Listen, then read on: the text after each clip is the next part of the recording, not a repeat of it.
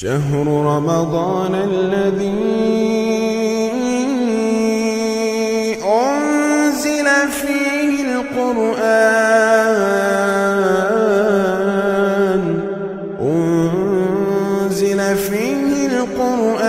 هدى للناس وبينات من الهدى والفرقان۔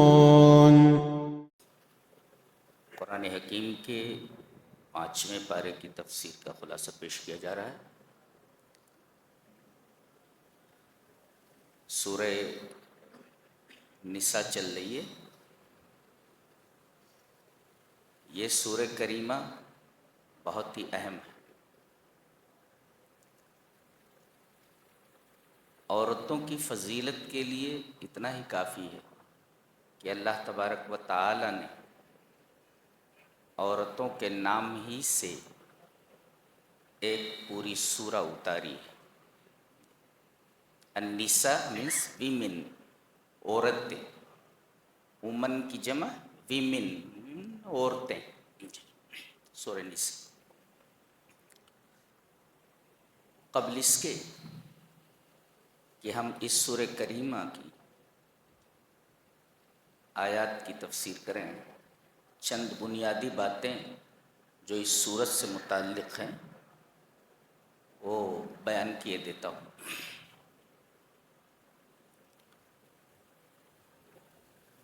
اس سورہ میں 14 نداءات ہیں۔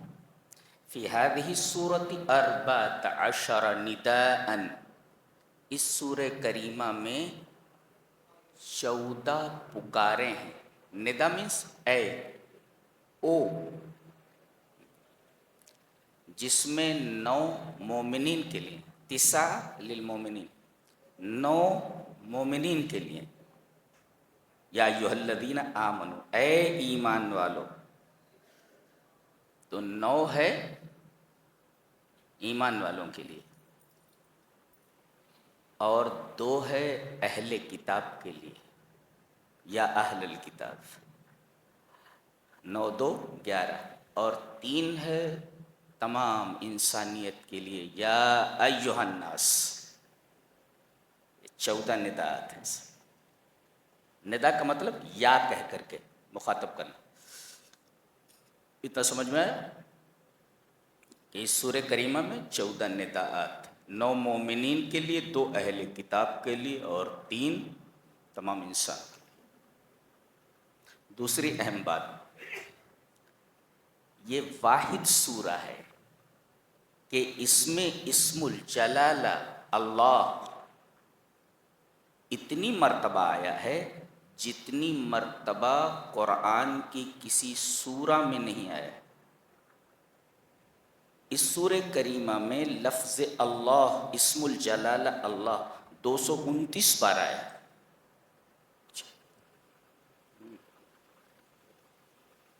اس وجہ سے یہ سورہ اور بھی اہم ہے۔ تیسری بات، یہ سورہ کریمہ ترتیب میں چوتھی ہے۔ سورہ فاتحہ، سورۃ البقرہ، سورہ آل عمران، یہ چوتھی، سورۃ النساء۔ اس ترتیب سے اگر دیکھیں تو سب سے پہلے لفظ انسان اسی سورہ میں آیا ہے، اس سے پہلے نہیں آیا۔ وَخُلِقَ الْإِنسَانُ ضَعِيفًا، اللہ نے انسان کو کمزور پیدا کیا ہے، انسان کمزور پیدا کیا گیا۔ سب سے پہلے الانسان اسی سورہ میں آیا ہے۔ اس ترتیب سے اگر دیکھا جائے تو یہ پہلی سورہ ہے جس میں لفظ انسان آیا ہے۔ اور ایک اہم بات اور کہ اس سورہ کے اندر مستضعفین کا لفظ 4 بار آیا ہے، 4 ٹائمز، 4۔ مستضعفین مینس ویک، کمزور۔ گویا یہ سورہ سورۃ المستضعفین ہے، کمزوروں کی سورہ ہے۔ کمزوروں کی سورہ ہے کیا مطلب؟ اللہ تبارک و تعالی نے ان لوگوں کے حقوق کو بڑی تفصیل سے بیان فرمایا ہے جو کمزور ہیں اور معاشرے میں دبے کچلے ہیں۔ ڈاؤن ٹراڈن ہیں وہ، جی جی، ان لوگوں کا بیان۔ اس طرح یہ سورہ سورۃ المستضعفین بھی ہے، اس میں کمزوروں کی وکالت کی گئی، کمزوروں کی وکالت کی گئی۔ اب آئیے سب سے پہلے اس سورہ کریمہ کی پہلی آیت کو دیکھتے ہیں۔ یا ایہا الناس، میں نے کہا نہیں 3 بار آیا یا ایہا الناس، یا ایہا الناس اتقوا ربکم الذی خلقکم من نفس واحدہ، اے دنیا کے تمام انسانوں، مسلمانوں، یہودیوں، نصرانیوں، پارسیوں، ہندوؤں، سب کے سب سنو کہ تم کو اللہ تبارک و تعالیٰ نے، تمہارے رب نے نفس واحدہ سے پیدا کیا ہے۔ نفس واحدہ آدم علیہ السلام، نفس واحدہ کی تفسیر حضرت آدم سے تم کو پیدا کیا ہے، اور پہلے آدم کو پیدا فرمایا اور ان کی پسلی سے ان کے جوڑے حضرت حوا کو پیدا فرمایا، اور وہ بھی پسلی سے۔ گویا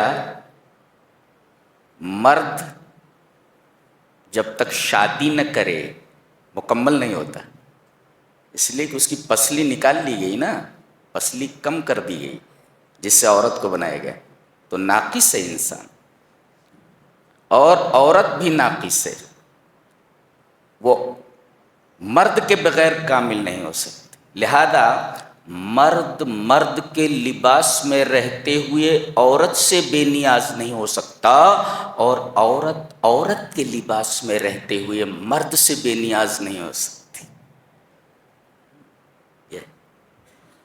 اور اسی وجہ سے عورت مائل ہوتی ہے مرد کی طرف، اور مرد مائل ہوتا ہے عورت کی طرف۔ کیوں؟ اس لیے کہ یہ اس کے بنا نامکمل ہے اور یہ اس کے بغیر نامکمل ہے۔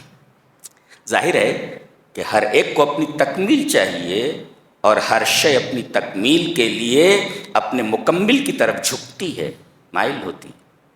انڈرسٹینڈ؟ ہاں، یہ مطلب اس کا۔ اب اشارہ اس بات کی طرف ہے کہ مرد کو چاہیے کہ وہ عورت کو تکلیف نہ دے۔ کوئی مرد یہ چاہے گا کہ اپنی انگلی کاٹ دے، یا انگلی کو دروازے کے کونے میں گھسا دے کہ انگلی دب جائے؟ اس لیے کہ انگلی یہ انسان کا جز ہے، اور عورت بھی انسان کا جز ہے، اور کوئی یہ نہیں چاہتا کہ اپنے جز کو تکلیف پہنچائے۔ لہذا اشارہ اس بات کی طرف کیا گیا ہے کہ مرد کو چاہیے کہ وہ عورت کو تکلیف نہ پہنچائے، اس لیے کہ عورت اس کی مکملہ ہے، اس کا جز ہے وہ، اور کوئی بھی آدمی اپنے جز کو کبھی تکلیف نہیں پہنچاتا۔ اسی طرح عورت کو چاہیے کہ وہ مرد کو تکلیف نہ پہنچائے، اس لیے کہ اس کی وجہ سے تو وہ مکمل ہوئی ہے۔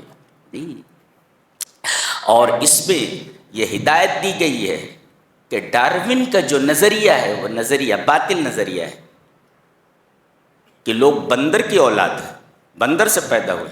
ہمارے اسکولوں میں وہی پڑھایا جاتا ہے کہ ڈارون یہ کہتا ہے کہ انسان پہلے بندر تھا، ارتقاء کے نظریے میں ایولوشن کے تحت وہ انسان بنا ہے۔ جی، رد کیا گیا اس کا، تم بندر کی اولاد نہیں ہو، بلکہ تمہارے باپ کا نام آدم ہے اور تمہاری ماں کا نام حوا ہے، تم انسان سے پیدا کیے گئے ہو اور انسان ہو، تم بندر کی اولاد کیسے ہو سکتے ہو؟ لہذا چارلس ڈارون کا نظریہ ایک باطل نظریہ ہے، ایک بوگس نظریہ ہے۔ بعد میں آنے والے سائنسدانوں نے خود کہہ دیا تھا یہ پاگل تھا، بول ڈارون، پاگل ہی لوگ ایسی باتیں کہہ سکتے ہیں۔ جی، اب آپ دیکھیں کہ سب سے پہلے جو سب سے کمزور طبقہ ہے معاشرے کا اور سماج کا، وہ یتیموں کا ہے، اور یتیموں میں سب سے پہلے یتام النساء کا تذکرہ کیا جا رہا ہے، یتیم لڑکیوں کا۔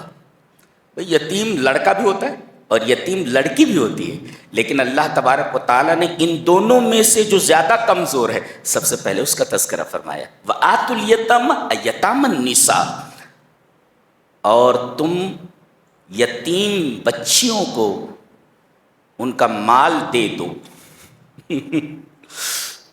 اس میں مجاز مرسل، انگریزی پڑھیں آپ لوگ، سینکٹیکی بولتے ہیں اس کو، سینکٹاکی، مجاز مرسل۔ مجاز مرسل میں کیا ہوتا ہے؟ تشبیہ اور مشابہت کا علاقہ نہیں ہوتا، گویا کہ یہاں مسبب کو سبب کی جگہ پر اتار دیا گیا ہے۔ نہیں سمجھے؟ پڑھو ذرا اردو بھی پڑھے پڑھو تھوڑا۔ جی، مطلب یہ ہے کہ کہا گیا ہے کہ مال دے دو، کن کو؟ یتیم بچیوں کو، اس لیے کہ ان کا مال تمہارے ہاتھ میں ہے۔ اب آدمی مال کب دے گا؟ جب مال کی حفاظت کرے گا۔ مال کو اگر اڑا دے گا تو دے گا کیسے؟ تو یہاں مسبب کو سبب کے قائم مقام کر دیا گیا ہے۔ دینے کا مطلب یہ ہے کہ تم یتیموں کے مال کی حفاظت کرو، اگر حفاظت نہیں کرو گے تو دو گے کیسے؟ اور یہاں کہا گیا دے دو، اور دینے کے لیے ضروری ہے کہ آدمی مال کی حفاظت کرے۔ یہ ہے، یہ کلام الہی ہے، معمولی کلام نہیں ہے، انسان کا کلام تو ہے ہی نہیں۔ وَآتُوا الْيَتَامَ أَمْوَالَهُمْ، یتیم بچیوں کو، اللہ اکبر، یتیم بچہ بھی ہوتا ہے، بچی بھی ہوتی ہے، لیکن سب سے پہلے ان دونوں میں جو کمزور ہے، مستضعفہ ہے، اس کا ذکر پہلے کیا گیا کہ اس کا حق پہلے دے دو، ان کا حق مت مارو۔ کیا کتاب ہے! وَآتُوا الْيَتَامَ أَمْوَالَهُمْ، یتیم بچیوں کو ان کا مال دے دو، ان کے حوالے کر دو، اور اگر تم ان کا مال کھا گئے تو اِنَّهُ كَانَ حُوبًا كَبِيرًا، حوباً اے اثمن، یعنی یہ بہت بڑا گناہ ہے ان کا مال کھا لینا۔ پھر آگے دیکھو، پہلے کیا کرتے تھے لوگ؟ بہت ساری عورتوں سے نکاح کر لیتے تھے۔ یہاں کہا گیا کہ بہت ساری عورتوں سے نکاح نہیں کر سکتے، تو 4 کی حد مقرر کی گئی، اس شرط کے ساتھ کہ تم ظلم نہ کرو، عدل قائم کر سکو۔ اگر عدل قائم نہیں کر سکتے فواحدتاً، تو صرف ایک بیوی پر اکتفا کرو۔ لوگ بتاتے ہیں 4 سنت ہے، 4 سنت تو ہے، لیکن عدل کر سکو نبی کی طرح تو 4 کی اجازت ہے، ورنہ ایک ہی پر اکتفا کرو۔ یہ دیکھو لفظ کیا لائے گا، دیکھو وَإِنْ خِفْتُمْ أَلَّا تُقْسِطُوا فِي الْيَتَامَى فَانكِحُوا مَا طَابَ لَكُم مِّنَ النِّسَاءِ مَثْنَىٰ وَثُلَاثَ وَرُبَاعَ، 2 سے کر سکتے ہو، 3 سے کر سکتے ہو، 4 سے کر سکتے ہو، بس 5ویں نہیں لا سکتے۔ فَإِنْ خِفْتُمْ أَلَّا تَعْدِلُوا، 4 کی اجازت تو ہے، لیکن اگر تمہیں خوف ہو اللہ تعدلو کی انصاف نہیں کر سکو گے تو فواحدتاً، تو صرف ایک پر اکتفا کرو۔ یہ جائز ہے، فرض نہیں ہے کہ 4 ہی کرو، اگر عدل کر سکتے ہو تو۔ ذالک ادنیٰ الا تعولوا، یہ لفظ بڑا پیارا ہے، اس لفظ پر ہم بحث کرنا چاہیں گے۔ کہتے ہیں عال المیزان، ترازو جو ہے جھک گیا، اس کو کہتے ہیں عال المیزان، ترازو ہوتا ہے ترازو، تو انخفضت کفۃ وارتفعت الاخری نتیجۃ عدم التوازن، یعنی بیلنس نہ ہونے کی وجہ سے ایک پلڑا نیچے چلا جائے اور ایک پلڑا اوپر آ جائے، ایسے ہو جائے، تو گویا کہ جب تک یہ دونوں برابر ہیں تب تک توازن ہے، بیلنس ہے، اور اگر ایک پلڑا نیچے چلا جائے اور ایک اوپر چلا جائے، انخفضت کفۃ وارتفعت الاخری، تو کیا نتیجہ ہوگا؟ نتیجۃ عدم التوازن، بیلنس نہیں ہے، ایک پلڑا نیچے چلا گیا اور ایک پلڑا اوپر آ گیا۔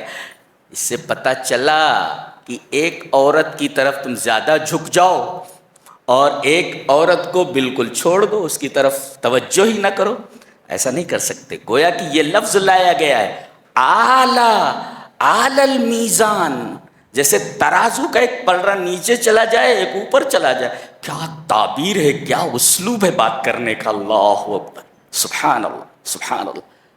تو ایک پلڑا اگر نیچے چلا جائے اور ایک پلڑا اٹھ جائے تو یہ ڈس بیلنسنگ ہے۔ اگر اس ڈس بیلنسنگ کا خیال نہیں رکھ سکتے تو پھر ایک پر اکتفا کرو، توازن ہونا چاہیے۔ یعنی ذالک ادنی الا تعولوا، that is nearer to prevent you from doing injustice، تاکہ تم ظلم نہ کر سکو، ظلم نہ کر سکو، کہ ایک کی طرف مکمل جھک گئے اور ایک کو تم چھوڑ بیٹھے ہو، ایک کو لے جا کر کے مرغے کھلا رہے ہو اور ایک کو چٹنی روٹی بھی نہیں دے سکتے، تو ایک پلڑا نیچے چلا گیا ایک اوپر چلا گیا۔ دس از ڈس بیلنسنگ، لا يجوز، جائز نہیں ہے۔ کیا بات ہے، کیا گفتگو کی گئی، سبحان اللہ۔ عدل کر سکتے ہو تو 4 کر لو، اور اگر عدل نہیں کر سکتے تو ایک پر اکتفا کرو۔ سوال، ایک مرد 4 عورتوں سے شادی کر سکتا ہے تو ایک عورت 4 مردوں سے شادی کیوں نہیں کر سکتی؟ سوال، سوال کو حل کر لیتے پھر آگے چلتے۔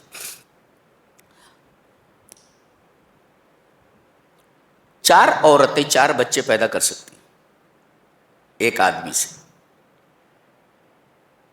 لیکن ایک عورت 4 آدمیوں سے بچے نہیں پیدا کر سکتی کہ چاروں کے بچے ہو جائیں، کسی ایک کا رہے گا، وہ کسی ایک کا ہوگا۔ اور اسلام نسب کو واضح کرنا چاہتا ہے کہ ان 4 میں سے بچہ کس کا ہے،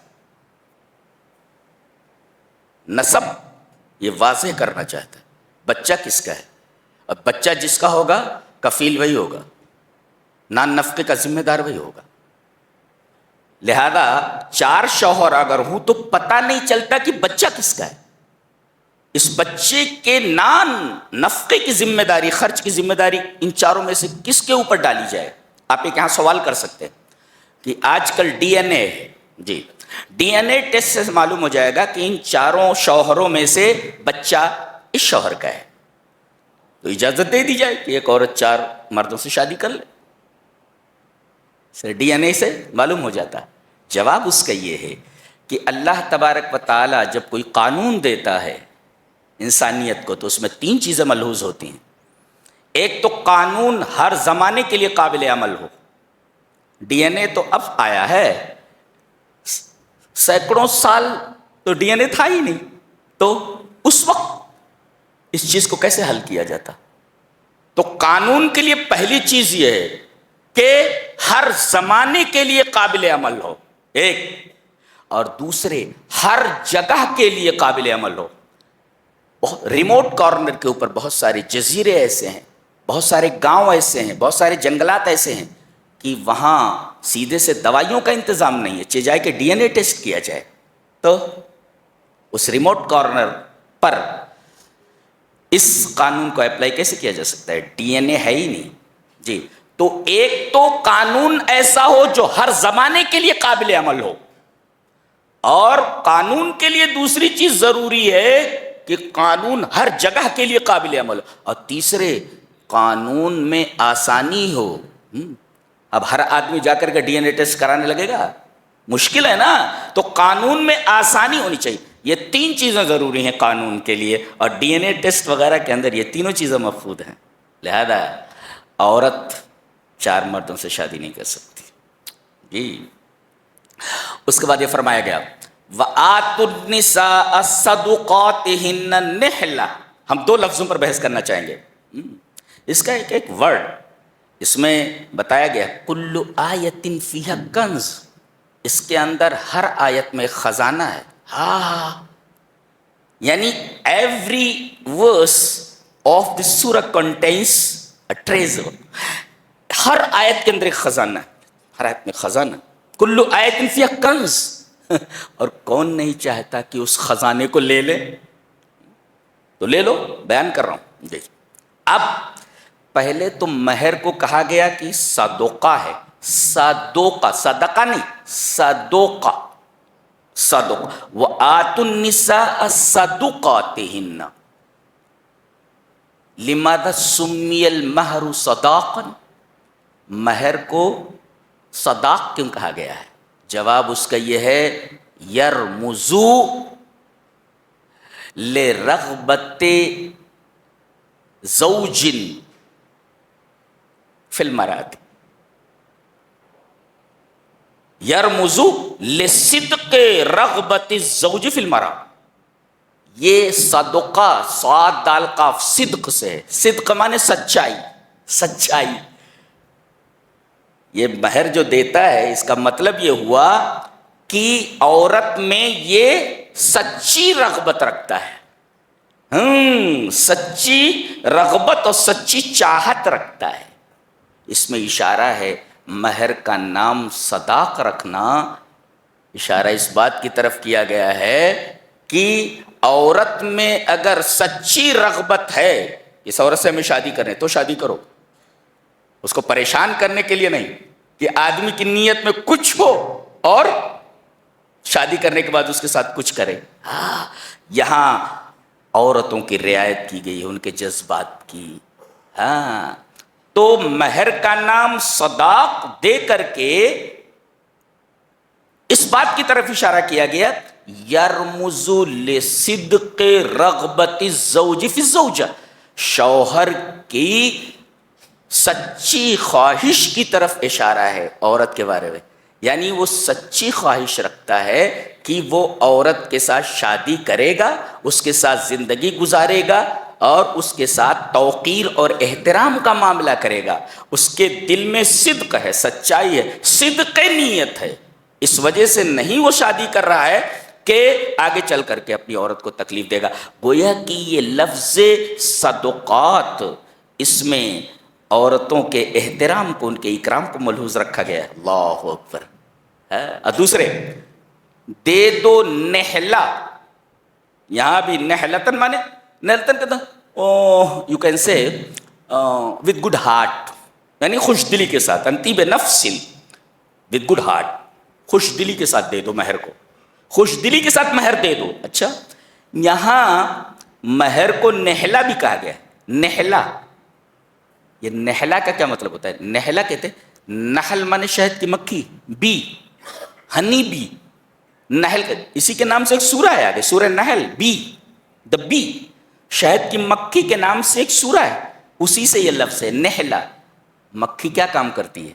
مکھی حدیث میں ہے کہ پھول چوسنے کے لیے جب جاتی ہے تو جس ڈالی پر بیٹھتی ہے اس ڈالی کو توڑتی نہیں ہے، اور جس پھول سے رس چوستی ہے اس پھول کو نقصان نہیں پہنچاتی ہے، اور پھول سے رس لے کر کے آتی ہے تو فری میں بلا عوض انسانوں کو شفا والی چیز دے دیتی ہے جسے شہد کہا جاتا ہے۔ اللہ اکبر، یہ لفظ وہاں سے نکلا ہے۔ گویا عورت کے مہر کو نہلا کہا گیا۔ اب یہ تمام چیزیں اس کے اندر آ گئیں، تمام چیزیں اس کے اندر آ گئیں، یعنی جس طرح شہد کی مکھی جس درخت پر جاتی ہے اس کی ڈالی کو نہیں توڑتی، عورت کو تکلیف نہیں پہنچانا، پھول سے رس چوستی ہے، پھول کو تکلیف نہیں پہنچاتی، عورت بھی پھول ہی ہے، آپ تکلیف نہیں پہنچا سکتے جی۔ اور جیسے وہ شہد دیتی ہے ایسے ہی تم میٹھا برتاؤ کرو، آپ کا جو مینر ہونا چاہیے سویٹ مینر ہونا چاہیے، سویٹ مینر ود ہر، اس کے ساتھ آپ کا جو مینر ہے، جو آپ کا بیہیویئر ہے وہ بہت ہی میٹھا ہونا چاہیے۔ یہ اللہ اکبر، میں اس کی شرح نہیں کر سکتا اس لفظ کی، یہ بھی عورت کی توقیر پر، اس کی عزت پر اور اس کے عظیم مرتبے کے اوپر دلیل ہے۔ دیکھ رہے ہیں آپ؟ اللہ اکبر۔ تو مہر دے دو، ہاں اگر کچھ معاف کر دے تو کھا سکتے ہو، لے سکتے ہو، لیکن اگر آدمی مر گیا اور مہر نہیں دی تو پہلے وراثت سے اس کے مہر کو الگ کیا جائے گا اور بیوی کو دیا جائے گا، اس کے بعد بیوی کا جو حق بنتا ہے، اگر اولاد موجود ہے تو 1/8، اولاد موجود نہیں تو 1/4 پہلے اس کو دے دیا جائے گا، اس لیے کہ قرض ہے، یہ دین ہے یہ، اور میت کا پہلے دین دیا جاتا ہے، قرض ادا کیا جاتا ہے وراثت سے، جو بچتا ہے وہ تقسیم ہوتا ہے، تو یہ قرض ہے، لہذا پہلے اس میں سے وراثت میں سے قرض نکال کر کے بیوی کو دو، قرض ہے وہ، اسی کے سے مہر دین بولتے ہیں، وہ قرض ہے وہ، اور اس کے بعد اب اگر اولاد موجود ہے تو بیوی کو 1/8 اور اولاد موجود نہیں ہے تو 1/4 دیا جائے۔ آگے بتائے گا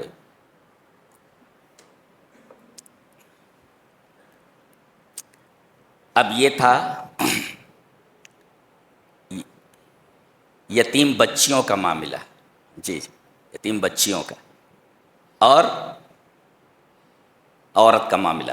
اس کے بعد اب یتیم آ رہے ہیں، وَابْتَلُوا الْيَتَامَىٰ حَتَّىٰ إِذَا بَلَغُوا النِّكَاحَ، اگر یتیم لڑکا ہے اور کسی کے انڈر میں ہے، وہ اس کی کفالت کر رہا ہے، تو ان کو چاہیے کہ جیسے یہ بڑے ہوں اور ہوش سنبھالیں، ان کو ان کا مال دے دیا جائے، ان کا مال ہڑپ نہ کرو۔ جی دیکھو، یتیموں کی وکالت کی گئی، پہلے سب سے پہلے یتیموں کی وکالت کی گئی۔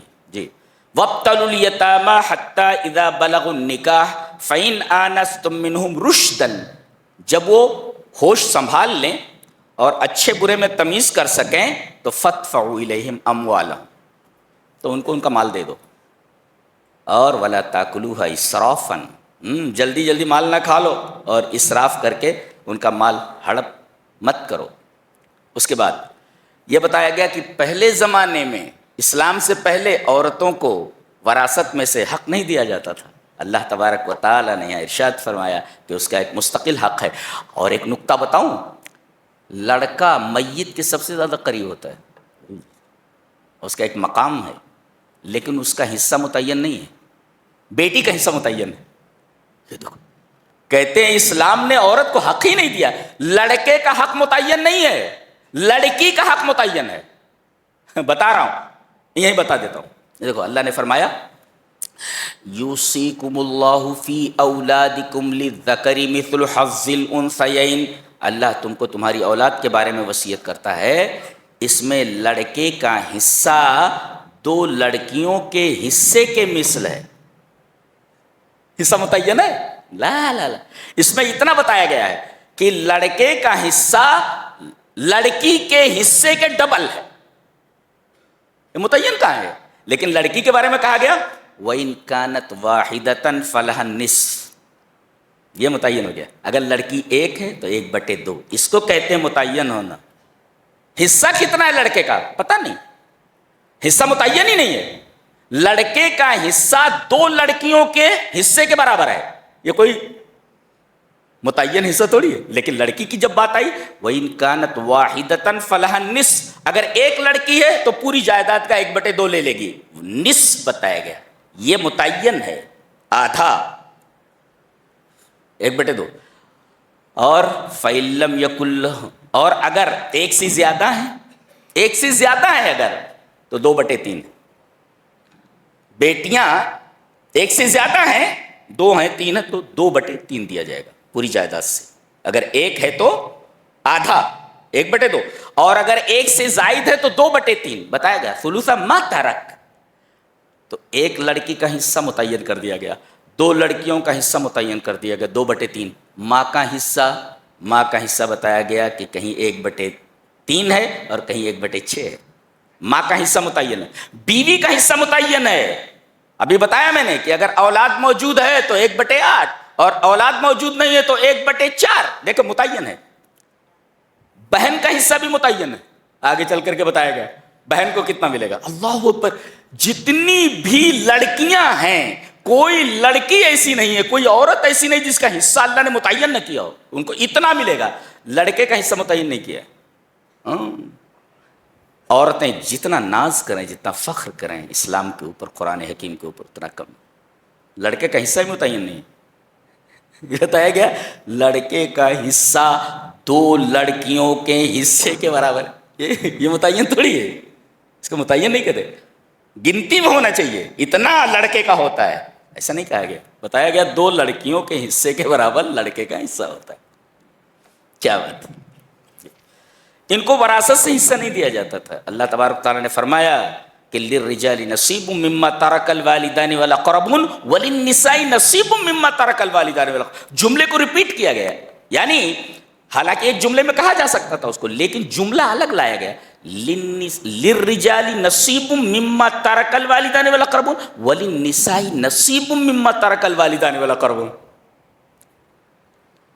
دیکھ رہے ہیں آپ, یعنی اللہ تبارک و تعالیٰ نے عورتوں کا حصہ جو رکھا ہے بالکل ویسے ہی حصہ مردوں کا حصہ جیسے رکھا ہے ویسے عورتوں کا حصہ. اچھا اب دیکھو, عورتوں کا حصہ بتا دیا گیا. اب ایک بڑی عجیب بات بتائی جا رہی ہے. اللہ اکبر, غور سے سن رہے ہیں. کچھ لوگ محروم ہو جاتے ہیں, کچھ لوگوں کو نہیں ملتا. جیسے دادا کی وراثت میں پوتے کا حق نہیں ہے, جی پوتا غریب ہے, پریشان ہے, اسے نہیں ملے گا. پھر یتیم ہے, مسکین ہے, کچھ اس کے خاندان کے کچھ اس کے خاندان کے نہیں, لیکن محروم ہے, ان کا وراثت میں حصہ نہیں. اب دیکھو, وَإِذَا حَضَرَ الْقِسْمَةَ أُولُو الْقُرْبَى وَالْيَتَامَى وَالْمَسَاكِينَ, جب وراثت کی تقسیم ہونے لگے تو جو محروم ہیں, جن کا وراثت میں حصہ نہیں, وہ آ گئے. اب ان کا تو حصہ ہی نہیں ہے, کھڑے ہوئے بیچارے. اب دیکھو جذبات کو اپیل کیا گیا یہاں پہ, کہا ان کو بھی کچھ دے دو, ان کو بھی کچھ دے دو. فَارْزُقُوهُم مِّنْهُ, اس میں سے کچھ دے دو. اب غور فرمائیے, اگر یہ رشتہ دار ہیں, اولو القربہ ہیں, جو محروم ہیں, جن کا حصہ نہیں ہے, اگر آپ ان کو وراثت میں سے کچھ دے دیتے ہیں تو اس کا یہ مطلب ہوا کہ متانتن للروابط الاجتماعیہ, جو سوشل جو ریلیشن ہے, سوشل ریلیشن مضبوط ہوتا ہے. دیکھو ہمارا کتنا خیال رکھا گیا, حق نہیں تھا پھر بھی ہمیں دے دیا گیا. تو اس سے جو روابط اجتماعیہ ہے, سوشل جو کانٹیکٹ ہے, سوشل جو اجتماعی جو رشتے ہیں, رشتہ ہے, وہ بڑا مضبوط ہوتا ہے, رشتہ مضبوط ہوتا ہے. والمودۃ بین الجمیع, اور تمام کے درمیان محبت پیدا ہو جاتی ہے. اولو القربہ میں بہن کا حصہ نہیں تھا, دے دیا گیا, تو بہن کو بھائی سے محبت ہو جاتی ہے. اللہ. اچھا پھر معاملہ آیا یتیموں کا اور مسکینوں کا. یتیموں اور مسکینوں کا حصہ نہیں ہے, محروم ہے وہ, ان کو بھی دے دیا گیا. تو یقرر نصیبا للیتامى والمساکین لیحقق التکافل الاجتماعی, یتیموں اور مسکینوں کو بھی وراثت سے دے دیا گیا. کیوں؟ تاکہ سوشل سیکیورٹی کو قائم کیا جائے. اللہ, یہ بڑی عجیب و غریب بات ہے. یہ جن کا حصہ نہیں ان کو بھی دے دیا گیا رشتہ داروں میں, اور جو یتیم ہیں مسکین ہیں ان کو بھی دے دیا گیا, تاکہ سوسائٹی کے درمیان جو سوشل سیکیورٹی جن کو بولتے ہیں اس کو قائم کیا جا سکے. کتاب ہے, سبحان اللہ. اور جذبات کو اپیل کیا گیا, کہا کہ ان لوگوں کو ڈرنا چاہیے کہ اگر یہ اپنے پیچھے بچے چھوڑ دیں جو کمزور ہوں, چھوٹے چھوٹے, تو ان کے بارے میں یہ ڈریں گے نہیں. یہ جذبات کو اپیل کیا گیا کہ دیکھو ان کو کچھ نہیں ملا, اگر تمہارے ساتھ ایسا معاملہ ہو جائے کہ تم مر جاؤ اور تمہارے چھوٹے چھوٹے بچے وہ کمزور ہوں, تو ان کو نہیں ملنا چاہیے, ملنا چاہیے. لہذا یہاں جذبات کو اپیل کیا گیا. اور اس کے بعد ایک اصول بتایا گیا, ان الذین یاکلون اموال الیتامی ظلما انما یاکلون فی بطونہم نارا, جو یتیموں کا مال ظلماً کھا لیتے ہیں وہ اپنے پیٹ میں جہنم کی آگ بھر رہے ہیں. یہ وعید ہے, بہت بڑی وعید ہے.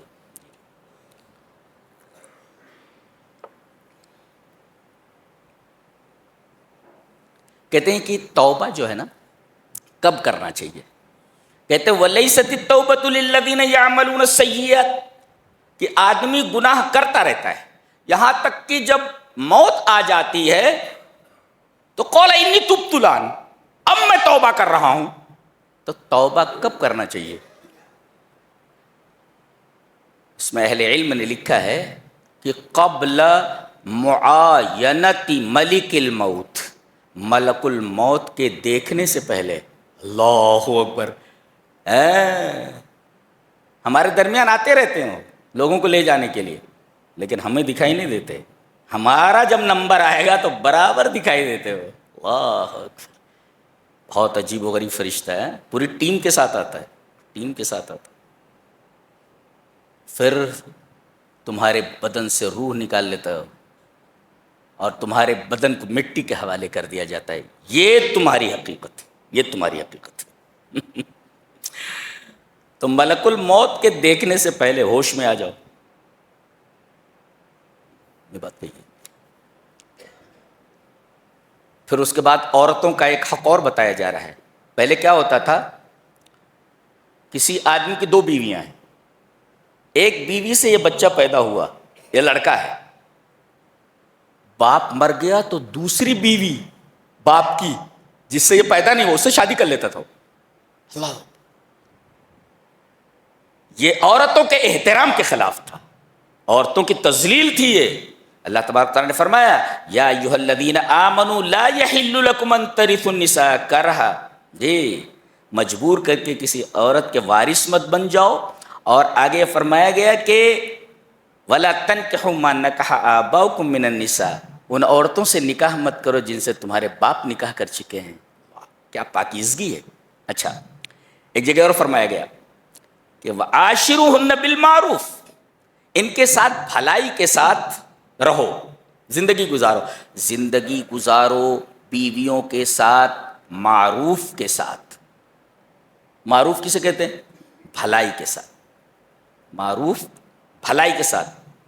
ہاں اگر کوئی بات ان کی ناپسند آئے, ان کی کوئی بات ناپسند آئے تو سمجھ لو کہ اللہ تبارک و تعالیٰ کا یہ قانون ہے کہ کسی چیز کو تم اگر پسند کرتے ہو تو اللہ اس کے اندر خیر کثیر رکھے ہوئے. ہاں ایک چیز ہمیں ناپسند ہے, ہم چاہتے ہیں کہ یہ ہماری زندگی میں نہ آئے, لیکن اللہ نے اسی کے اندر خیر کثیر رکھ رکھا ہے جس کو تم ناپسند کر رہے ہو. لہذا بیوی اگر ناپسند بھی ہو,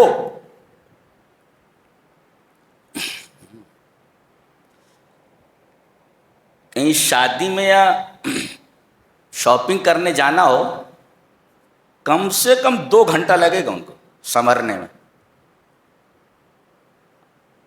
اور اگر شوہر تھک تھکا کر کے گھر آتا ہے تو پوچھتے کہاں ہو جی, کیا چلا رہے ہو, کیا چلا رہے ہو. اور جب نکلے گی تو کہیں ادھر کالک لگی ہوگی, کہیں بال بکھرے ہوں گے, یہ عورت ہے کہ بھوتنی ہے. تو اب یہ معاملہ ہے, سج سنور کر کے جاؤ اگر تمہیں شادیوں میں جانا ہے, سج سنور کر کے جاؤ اگر تمہیں شاپنگ میں جانا ہے, اور جب شوہر کے سامنے آنا ہو تو بھوتنی بن کر کے آنا. یہ کون سی عورت ہے بھائی, یہ کون سی عورت ہے, کون سی عورت.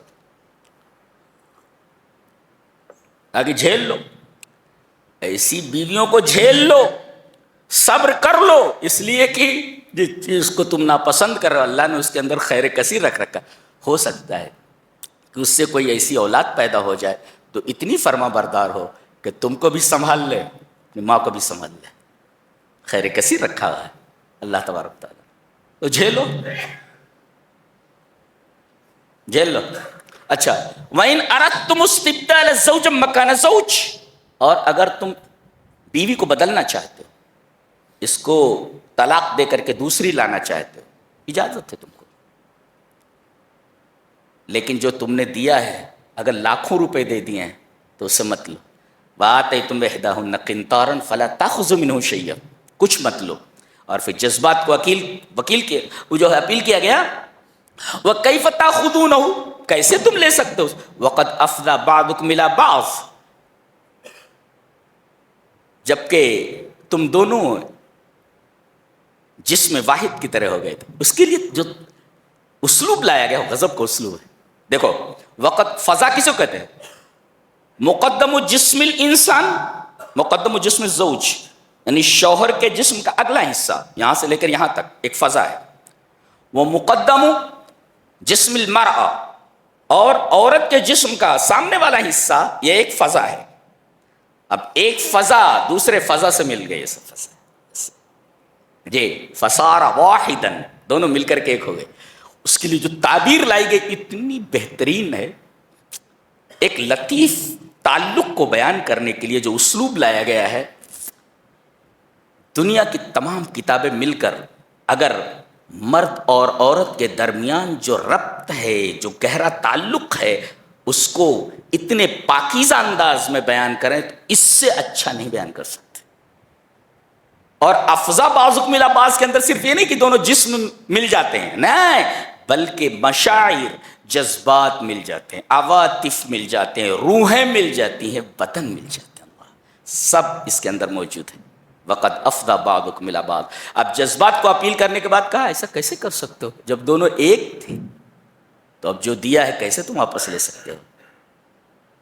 کیا کوئی اخلاق، قانون اخلاق اس کی اجازت دیتا ہے؟ لا۔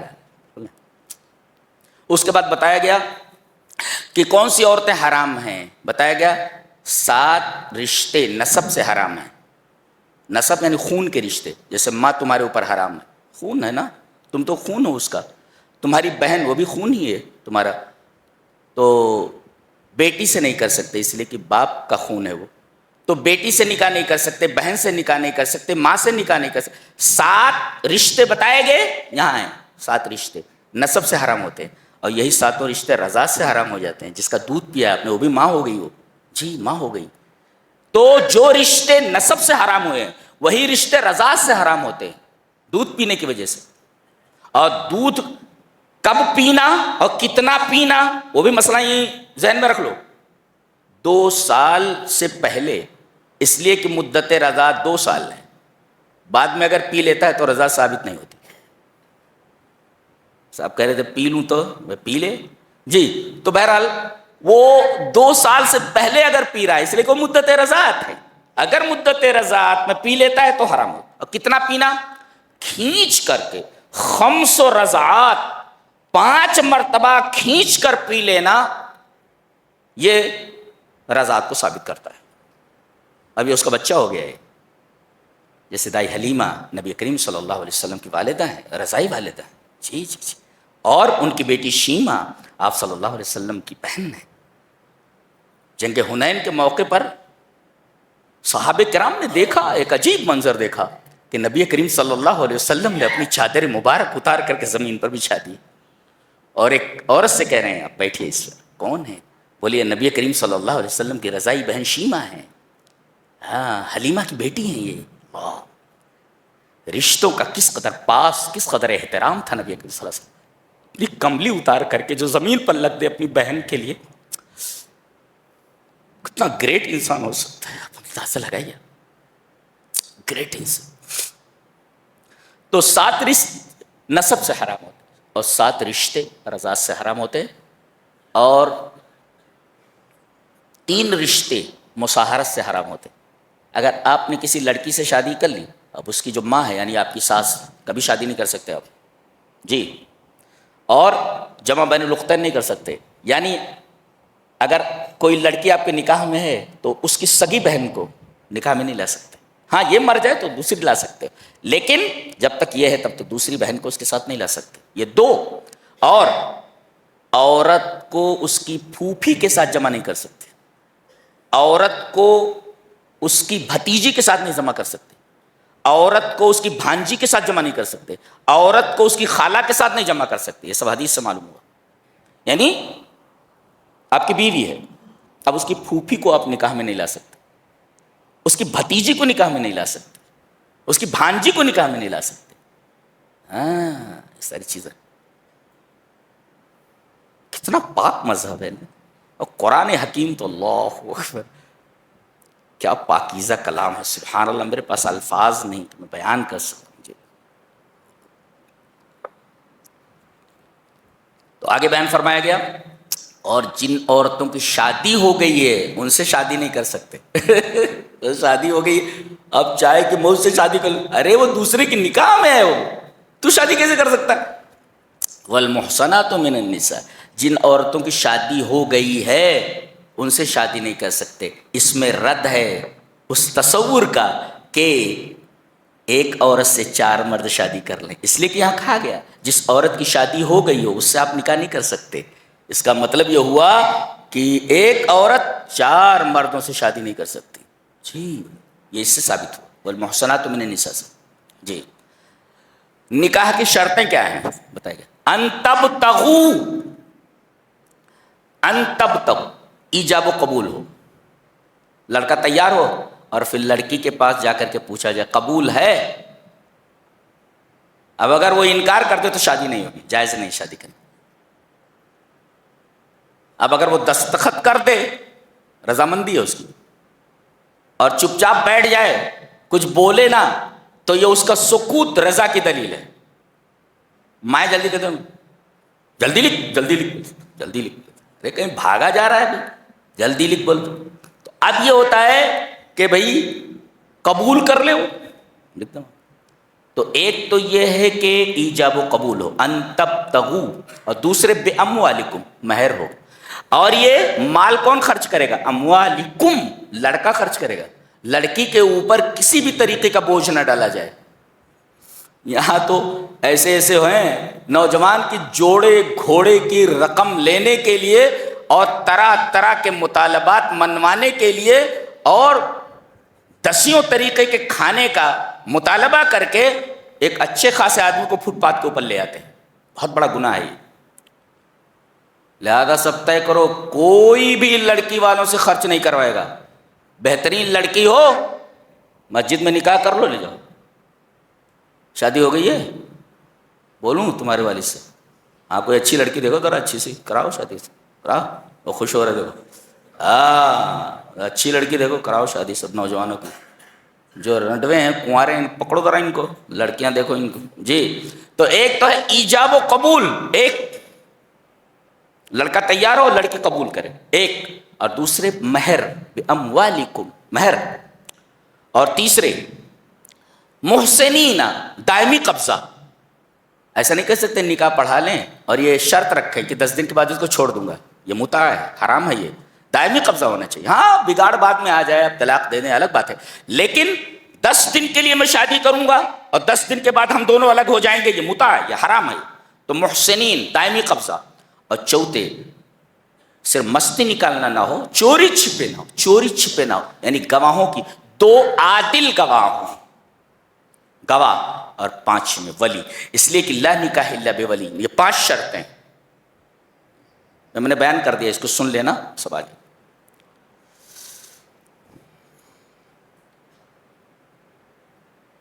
آگے اللہ تبارک و تعالیٰ ایک بڑی پیاری بات ارشاد فرما رہے ہیں کہ اس کی ہر بات پیاری ہے کہ واللہ یرید ان یتوب علیکم ویرید الذین یتبعون الشہوات ان تمیلوا میلا عظیما.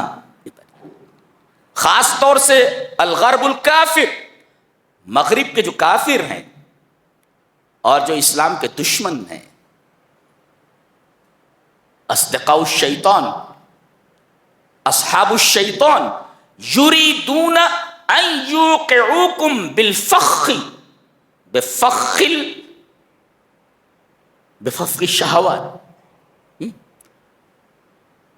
شیطان کے دوستوں نے، شیطانوں نے جال بچھا رکھے ہیں ان یوقعوکم بفخ المعاصی والشہوات، کہ تم کو گناہوں کے اور شہوتوں کے جال میں گرا دیں، تم پھنس جاؤ. پوری طاقت لگا رکھی ہے انہوں نے کہ مسلم نوجوانوں کو تباہ کر دیں. اللہ فرما رہا ہے تمہیں وہ گناہ میں ڈالنے کا ارادہ کر رہے ہیں، میں نے توبہ کے دروازے کھلے رکھے. وہ یہ کوشش کر رہے ہیں کہ تمہیں گناہوں میں مبتلا کر دیں گے، تو میں نے بھی توبہ کے دروازے کھلے رکھے، کبھی بھی میرے پاس آ سکتے. اللہ، یہ اللہ تبارک و تعالیٰ کی وسعت رحمت کے بیان ہے. اور یرید اللہ ان یخفف عنکم، اللہ چاہتا ہے کہ تمہارے ساتھ آسانی کا معاملہ کرے.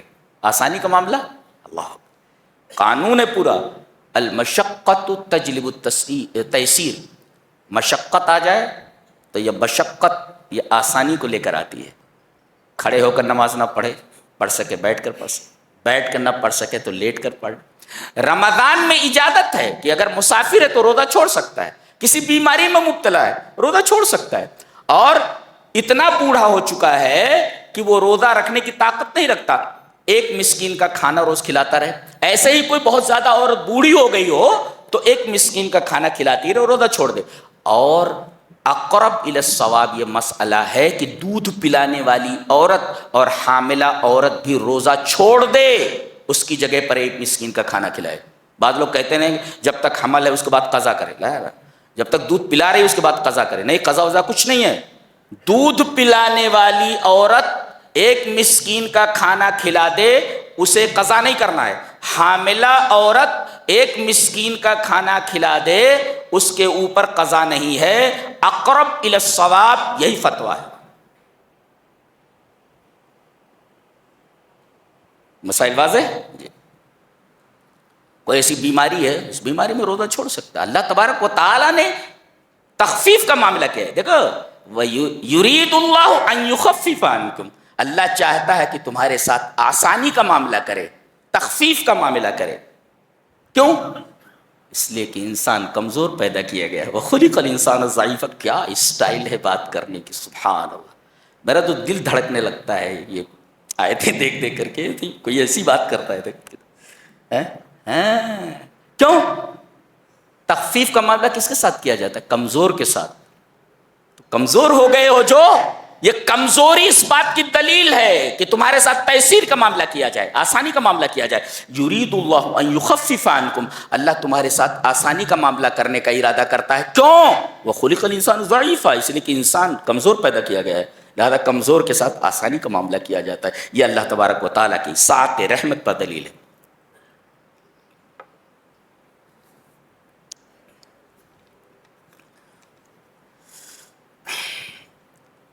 آگے فرمایا گیا، اے ایمان والو، تم اپنے مالوں کو اپنے درمیان باطل طریقے سے مت کھاؤ۔ ایک بات کہی گی، یعنی حرام طریقہ مت اپناؤ۔ ولا تقتلوا انفسکم، اور اپنے آپ کو قتل مت کرو۔ اس ٹکڑے کے دو مطالب، اپنے آپ کو قتل مت کرو یعنی خودکشی مت کرو، سوسائڈ مت کرو۔ یہ ہوا اپنے آپ کو قتل کرنا یعنی سوسائڈ کرنا، حرام ہے یہ۔ اچھا، دوسرے، اپنے آپ کو قتل کرنے کا ایک اور مطلب ہے کہ تمام کے تمام مسلمان آپس میں نفس واحدہ کی طرح ہیں۔ جی، انما المؤمنون اخوہ، ایک بدن کی طرح ہے، سارے مسلمان ایک بدن کی طرح۔ اگر ایک عضو کو تکلیف پہنچے تو انسان کے پورے بدن کو تکلیف پہنچے، ایسے سارے مسلمان ایک جسم کی طرح ہے۔ تو گویا کہ دوسرے کو قتل کرنا اپنے آپ کو قتل کرنے کی مرادف ہے، لہذا اپنے آپ کو قتل مت کرو۔ کیا بات کہی، اللہ۔ ایک عجیب و غریب بات کہنے جا رہا ہوں، لے کر جاؤ آج۔ حضرت عبداللہ ابن مسعود رضی اللہ تعالیٰ عنہ نے ارشاد فرمایا کہ اس سورہ کریمہ میں 5 آیتیں ایسی ہیں جو مجھے دنیا اور دنیا کی جتنی بھی دولت ہے سب سے زیادہ محبوب ہے۔ اللہ اکبر۔ دنیا وما فیہا، دنیا اور دنیا میں جتنی چیزیں ہیں ان سب سے زیادہ محبوب اس سورہ کریمہ کی 5 آیتیں۔ پہلی آیت، ان اللہ لا یظلم مثقال ذرہ، بے شک اللہ ذرہ برابر بھی ظلم نہیں کرتا ہے۔ ایک مفسر نے لکھا ہے، الحدید یوزن بالطن والفواکہ توزن بالکیلو والذہب یوزن بالجرام والالماس یوزن بالقیرات واما الاعمال فبالذرہ۔ اللہ اکبر، کتنی اچھی بات کہی۔ کہا کہ لوہے کو ٹن سے تولا جاتا ہے، سبزیوں کو اور پھلوں کو کلو سے تولا جاتا ہے، سونے کو گرام سے تولا جاتا ہے، الماس اور ڈائمنڈ کو قیرات سے، کیرٹ سے تولا جاتا ہے، لیکن اعمال کا وزن ذرے سے تولا جائے گا قیامت کے دن۔ اللہ اکبر۔ اللہ ہم گنہگاروں کو معاف فرما میرے، ہم حساب نہیں دے سکتے، میرے حساب نہیں دے سکتے۔ ذرے سے تولنے پر آ جائے تو کیسے بچ سکتے ہیں ہم لوگ؟ ذرے سے تولا جائے گا۔ ان اللہ لا یظلم مثقال ذرہ، اللہ ذرہ برابر کسی کے اوپر ظلم نہیں کرتا۔ ایک یہ، اور دوسرے ان تجتنبوا کبائر ما تنہون عنہ نکفر عنکم سیئاتکم، اگر تم بڑے بڑے گناہوں سے بچتے رہو تو بڑے بڑے گناہوں سے بچنے کی وجہ سے چھوٹے چھوٹے گناہ ایسے ہی معاف کر دیتے ہیں اللہ. یعنی بڑے بڑے گناہوں سے اپنے آپ کو بچانا یہ سبب ہے چھوٹے چھوٹے گناہوں کا بخش دیا جانا. بڑے بڑے گناہوں سے بچو. بڑے گناہ کسے بولتے؟ بڑا گناہ اسے کہتے ہیں جس کے اندر تین باتیں ہیں. ایک تو اس پر حد شرعی ہو، جیسے چوری، حد شرعی کیا ہے؟ ہاتھ کاٹ دیا جائے، برابر؟ تو جس پر حد شرعی ہو وہ بڑا گناہ ہے. زانی ہے، رجم کر دیا جائے. شادی شدہ نہیں ہے تو کوڑے لگائے جائے، یہ حد ہے. حد شرعی ہو تو بڑا گناہ ہے.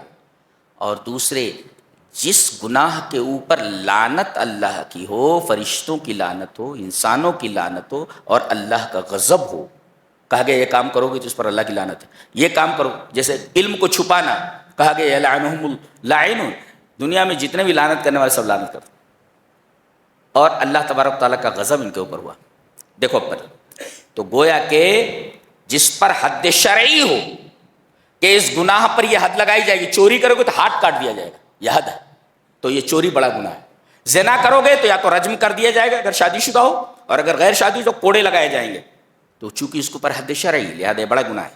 اچھا، اور دوسرا ہے کہ لعنت ہو اللہ کی اس عمل کے اوپر، اگر ایسا کرو گے تو اللہ کی لعنت، ایسا کرو گے تو اللہ کا غضب. تو جس فعل کے اوپر اللہ کا غضب، اللہ کی لعنت، بڑا گناہ ہے. اور تیسرے جس پر جہنم کی وعید ہو کہ اگر ایسا کرو گے تو جہنم میں جاؤ گے. یہ تین چیزیں جس عمل میں پائی جائیں وہ بڑا گناہ ہے. اس کے علاوہ جتنے بھی گناہ ہیں سب چھوٹے گناہ ہیں. لہذا ان تمام گناہوں سے اگر بچتے ہو جو بڑے بڑے گناہ ہیں جن کے اندر یہ تین شرطیں پائی جاتی ہیں، تو اللہ تبارک تعالیٰ تمہیں چھوٹے چھوٹے گناہ جو ہے تمہارے اسے معاف کر دے گا، بڑے بڑے گناہوں سے بچنے کی وجہ سے. تو یہ دو آیتیں ہوئیں. اور تیسری ہے کہ وَمَن يَعْمَلْ سُوءًا أَوْ يَظْلِمْ نَفْسَهُ ثُمَّ يَسْتَغْفِرِ اللَّهَ يَجِدِ اللَّهَ غَفُورًا رَحِيمًا. جو آدمی چھوٹا گناہ کرے یا بڑا گناہ کرے پھر اللہ سے معافی مانگ لے تو اللہ کو وہ غفور الرحیم پائے گا. اللہ، یہ بالفعل آیت. تین. اور چوتھی آیت ہے وَلَوْ أَنَّهُمْ إِذ ظَّلَمُوا أَنفُسَهُمْ جَاءُوكَ فَاسْتَغْفَرُوا اللَّهَ وَاسْتَغْفَرَ لَهُمُ الرَّسُولُ لَوَجَدُوا اللَّهَ تَوَّابًا رَحِيمًا. اگر یہ اپنے نفسوں کے اوپر ظلم کریں اور نبی کے پاس آئیں، یہ کہیں کہ اللہ کے رسول ہمارے لیے بخشش کی دعا کریں اور خود یہ بخشش اللہ سے مانگے، تو اللہ تبارک و تعالیٰ کو تواب اور رحیم پائیں گے. اور پانچویں آیت ان اللہ لا یغفر ان یشرک بہ ویغفر ما دون ذلک لمن یشاء. اللہ تمام گناہوں کو بخش دے گا سوائے شرک کرنے. شرک کرنے والے کو نہیں بخشے گا اللہ. اس کے علاوہ جس بھی گناہ کو چاہے معاف کر دے، اس کی مشیت کے اوپر ہے، معاف کرے یا سزا دے، سزا دے کر جنت میں ڈالے، لیکن مشرک کو کبھی نہیں بخشے گا. شرک کے اوپر کوئی کمپرومائز نہیں. جی جی، شرک کے اوپر کوئی کمپرومائز نہیں. لہذا بچو شرک کرنے سے. زندگی میں شرک نہیں آنا چاہیے، تو بہت خطرناک چیز ہے وہ. اس کے لیے بخشش کا دروازہ بند ہو جاتا تھا. یہ 5 آیتیں ایسی ہیں. عبداللہ ابن مسعود کہتے ہیں کہ مجھے دنیا اور ما فیہا سے زیادہ محبوب ہے.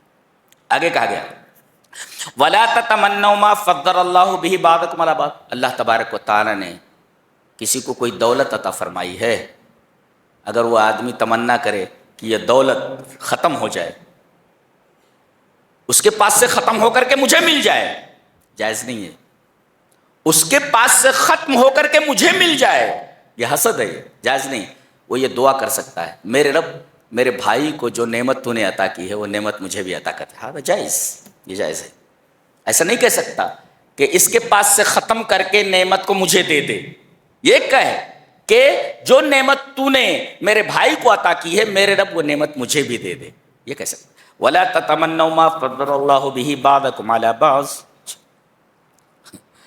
اس کے بعد کہا گیا کہ الرجال قوامون علی النساء. بتایا گیا 2 وجہ، ایک تو فطری اور دوسرے مادی. فطری یہ ہے کہ اللہ تعالیٰ نے مرد کو عورتوں سے زیادہ طاقتور بنایا ہے. جی، شرط یہ ہے کہ وہ جھاڑو نہ اٹھائیں. جی، اور دوسری چیز ان کے اندر یہ ہے کہ یہ کما کر لاتے ہیں. وَبِمَا أَنفَقُوا مِنْ أَمْوَالِهِمْ. یہ کما کر لاتے، خرچ کرتے تمہارے اوپر. اس وجہ سے مردوں کو اللہ نے عورتوں پر فضیلت دی ہے دو چیزوں کی وجہ سے. فطری طور پر یہ مردوں سے عورتوں سے زیادہ طاقتور ہیں، اور دوسرے یہ کما کر لاتے ہیں. ان دو وجہوں سے ان کو گھر کا ہیڈ بنایا گیا ہے. الرجال قوامون علی النساء. نیک عورت کسے کہتے بتائے گا. فالصالحات قانتات، سورہ نساء چل رہی ہے. فالصالحات قانتات حافظات للغیب بما حفظ اللہ. نیک عورتیں کون؟ جس کے اندر دو صفتیں ہوں، ایک قانتات ہو، دوسرے حافظات. یہ اچھی عورت کی، نیک عورت کی علامت ہے. قانتات ہو اور حافظات ہو. کیا مطلب ہے قانتات کا؟ اذا امرتها اطاعت کا، جب آپ اسے کسی چیز کا حکم دیں اس کی اطاعت کریں. شرط یہ ہے کہ وہ حرام کام نہ ہو. ادھر شراب کی بوتل اٹھا کر کے لانا، اٹھاؤں جھاڑو ذرا ذرا، تو یہ جائز کام کے لیے اگر حکم دے تو اس کی اطاعت کرنا ضروری ہے. حرام کام کا حکم دے تو نہیں کرنا چاہیے. ذرا شراب کی بوتل اٹھا کر لانا ذرا سا، جی اس میں اطاعت نہیں کرے گی وہ. تو جب تم اسے حکم دو تو اطاعت. اذا امرتها اطاعت کا، جب تمہیں اسے حکم دو تو اطاعت.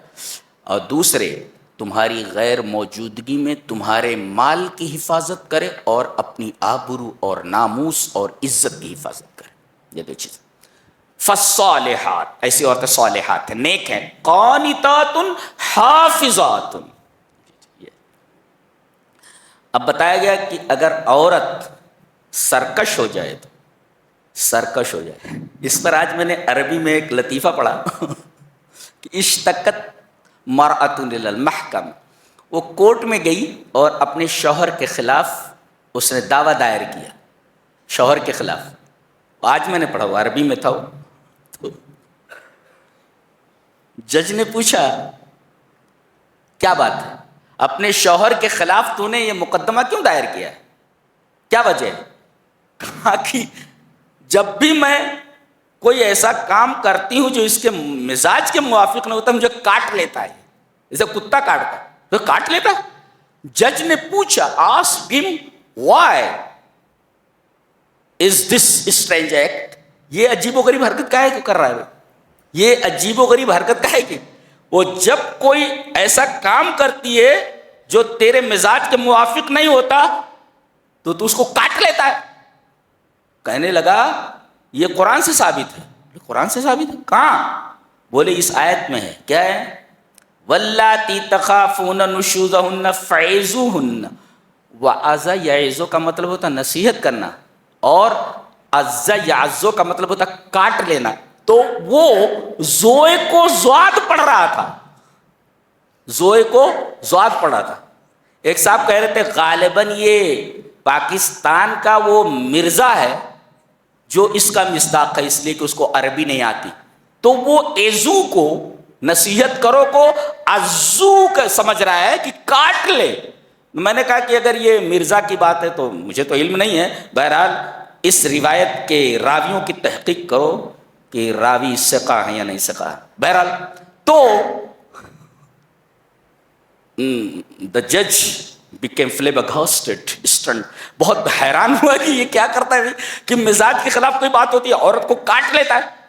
کہا عورت سے کہ اس کو تو 80 بار کاٹ لے، اس کو 80 بار کاٹ اس کو. بہرحال کہا گیا واللاتی تخافون نشوزہن فعظوہن. اگر تمہیں اپنی بیوی کی طرف سے نافرمانی کا اندیشہ ہو، نافرمانی کرے تو پہلا کام سمجھاؤ. کیسے سمجھانا؟ اجی سنتی ہو کیا ہے؟ زندگی یہ ایک سائیکل ہے جس کے 2 پہیے ہوتے ہیں. اگر ایک پہیا خراب ہو جائے تو یہ پطرس بخاری کی سائیکل ہو جائے گی، چرخ چوں چرخ چوں چرخ چوں. تو اس طریقے سے زندگی بہت گھسٹ گھسٹ کر گزرے گی. یا سدھر جا اللہ کی بندی، سدھر جا. وہ ٹائر بھی صحیح کر لے دوسرے والا، تو سمجھاؤ اس کو. اور اگر نہ مانے تو دوسرا اسٹیپ وَاهْجُرُوهُنَّ فِي الْمَضَاجِعِ. بات بند کر دو، بات نہیں کرتے. اور پھر بھی نہ مانے تو وَاضْرِبُوهُنَّ. مارو، لیکن ایسی مار نہیں مار سکتے، اجازت نہیں مارنے کی کہ جس سے ہاتھ پیر توڑ دو. میرے ایک ساتھی بتا رہے تھے کہ ایک صاحب آئے اور کہا کہ مسواک چاہیے. مسواک بولے تو بولے کتنی بڑی؟ بولے اتنی بڑی مسواک چاہیے. اتنی بڑی مسواک کیا کرے گا؟ بولے میں نے سنا ہے کہ جب شوہر بیوی سے ناراض ہو تو مسواک سے مارے. ارے بھائی چھوٹی مسواک لے جاؤ، اتنی بڑی مسواک کا تو ڈنڈا ہو گیا ہو جی. تو بہرحال وضربوہن مارو، لیکن ضربن غیر مبرح، توڑ پھوڑ والی مار نہیں ہونا چاہیے. یہ جائز نہیں ہے، عورت کو اس طرح نہیں مار سکتے، اور خاص طور سے اس کے چہرے پر نہیں مار سکتے، اجازت نہیں ہے. ممانعت ہے اس کی، چہرے پر مار ہی نہیں سکتے آپ. پھر اگر وہ مان جائیں، یہ 3 اسٹیپ اختیار کرنے کے بعد تو خامخواہ جھگڑے مت تلاش کرتے بیٹھو. صلح ہونے کے بعد بھی کچھ نہ کچھ نکالتا رہتا ہے. جی نکالتا رہتا ہے کچھ، وہ نکالنا نہیں. اچھا، اور اگر پھر بھی بات نہ بنے تو ایک حکم ادھر سے ایک حکم ادھر سے، بنے تو بنے ورنہ جدا کر دو. اس لیے کہ زندگی گھسیٹی نہیں جاتی ہے، زندگی جی جاتی ہے. لہٰذا گھسیٹ کر زندگی کو مت لے جاؤ، الگ ہو جاؤ، دونوں الگ ہو جاؤ. اس کے بعد فرمایا گیا وَاعْبُدُوا اللَّهَ وَلَا تُشْرِكُوا بِهِ شَيْئًا. فرمایا گیا کہ اللہ تبارک و تعالیٰ نے اسلامی سوسائٹی کو دائروں میں تقسیم کیا ہے. دائرہ ہے، اور دائرہ اللہ کے حق سے شروع ہوتا ہے. اللہ کا حق یہ ہے کہ اللہ کے علاوہ کسی کی عبادت نہ کرو، یہ پہلا ہے. اس کے بعد اس دائرے میں ماں باپ آتے ہیں نمبر 2 پہ. جی وَبِالْوَالِدَيْنِ إِحْسَانًا، اور پھر رشتہ دار آتے ہیں وَبِذِي الْقُرْبَى، پھر یتامى والمساکین، پھر جار ذی القربہ، پھر پڑوسی، والجار الجنب، دور کے پڑوسی، جی دور کے پڑوسی، وصاحب بالجنب، اور پہلو کا ساتھی کون؟ دکان میں آپ کا نوکر، کمپنی میں آپ کا نوکر، یہ سارے صاحب بالجنب. ایون اگر کوئی عورت بچہ لے کر کے بس میں کھڑی ہوئی اور آپ بیٹھے ہیں، اسلام یہ کہتا ہے کہ آپ کھڑے ہو جائیں اور اس عورت کو اپنی جگہ پر بٹھا دیں. یہ صاحب جنب، یہ اسلام ہے. یہ جو لوگ اسلام پر اعتراض کرتے ہیں در حقیقت انہوں نے قرآن کو صحیح سے پڑھا ہی نہیں ہے. جی آگے ہم بیان کریں گے انشاءاللہ کہ اسلام کے کیا کیا احکامات ہیں اور کیا خصوصیات ہیں اس کی. وابن السبیل، مسافر ہے، آ گیا میرے پاس پیسے نہیں ہیں جانے کے لیے، زکوٰۃ کے مال سے دے دو یا صدقہ کر دو اس کے اوپر، اپنی طرف سے دے دو. اللہ کیا بات. اس کے بعد یہ بتایا گیا کہ نشے میں ہو تو نماز کے قریب نہ جاؤ. نکتہ یہ ملا کہ نشے میں آدمی کا دماغ حاضر نہیں ہوتا. پتہ یہ چلا کہ اگر آدمی کا دماغ نماز میں حاضر نہ ہو تو اس کی نماز معرض خطر میں ہے. اسی وجہ سے بتایا گیا کہ نشے کی حالت میں آدمی نماز کے قریب نہ آئے.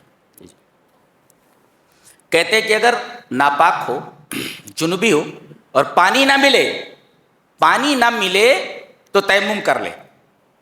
تیمم کا طریقہ دیکھو، پاک مٹی ہے، پہلے نیت کرے، اس کے بعد بسم اللہ پڑھے. نیت بسم اللہ، پھر اس کے بعد پاک مٹی پر ایک ضربہ، ایک بار خالی مارے ایسے ہو گیا. پھر اس کے بعد ایسے پھونک مارے، یہ سنت ہے، پھونک مارے. اس کے بعد ایسے چہرے کے اوپر ایک مرتبہ، پورے چہرے کے اوپر بے وجوہکم.